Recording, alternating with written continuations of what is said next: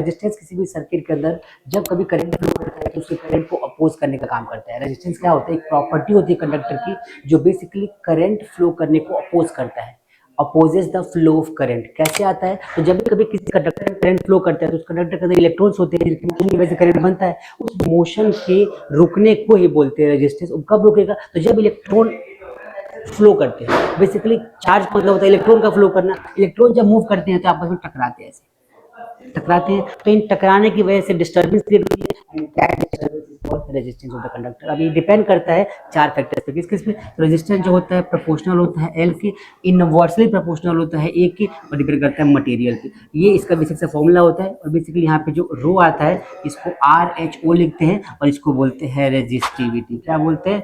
Resistivity बोलते हैं।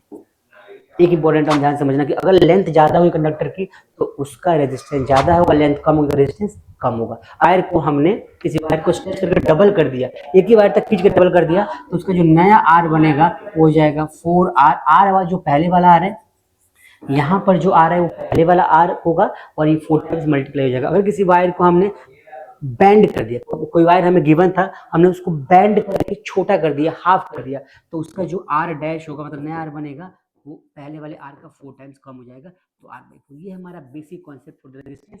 Resistance का एस आई यूनिट होता है ओम, और ओम को हम ऐसे लिखते हैं। आई बात समझ में? ऐसे इंटरेस्टिंग वीडियोस के लिए फॉलो करिए अरविंद सर आर्ट अकेडमी को। मिलता है अगले क्लास में, तब तक take care, bye bye, good night.